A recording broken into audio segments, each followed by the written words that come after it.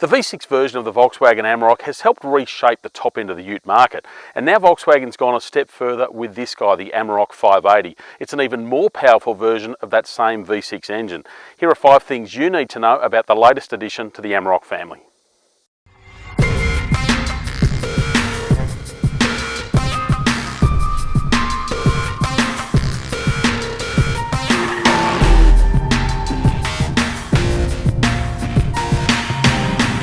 Number 1 is that engine.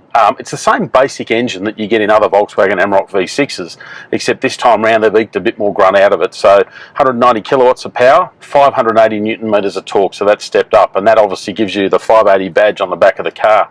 But the engine's also got a little trick. In 3rd and 4th gear, at certain speeds, it'll actually overboost the turbo, so pump it up a little bit to create more power. So for up to 10 seconds at a time, you can have 200 kilowatts of power. When it's all driving through an 8-speed automatic, it does a really nice job. It's got plenty of grunt, so as far as utes go, this thing's got big performance.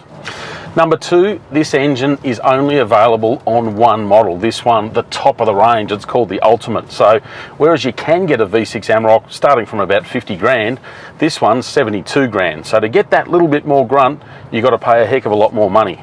And even when you're paying that big bucks, it still doesn't come equipped with everything, most notably safety-wise. So you still don't get rear curtain airbags, for example, which is unusual in a car like this. You also don't get autonomous emergency braking, AEB, which is now commonplace on plenty of other cars, including Volkswagens, the Polo and the Golf. Number 3, it doesn't have a dual range transfer case, low range gearing for off-roading. So instead you've got a permanent high range all-wheel drive system.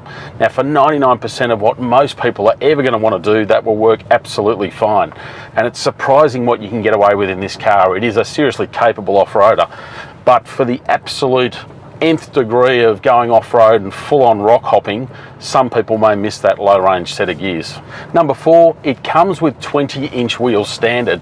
Now that's fine for around town, and they certainly look the business. They're a nice big set of tyres under there, but for off-roading, pretty useless. You don't want that low-profile rubber, which is far more susceptible to punctures. So fortunately, you can fit smaller tyres. You can put 19s or even 18s, which is what we're driving on this vehicle. That is a far more sensible choice if you are actually planning to go off-road, and heaps better for things like Outback driving. Number 5, the Amarok 580 is still an all-round class act. It does so much right. It drives well on-road, it drives well off-road. It's got a really thoughtful, functional interior.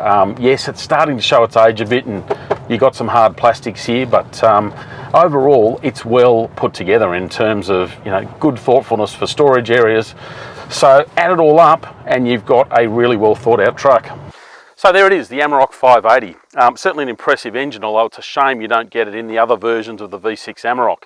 Now if you want full details or full review of this car, go to practicalmotoring.com.au.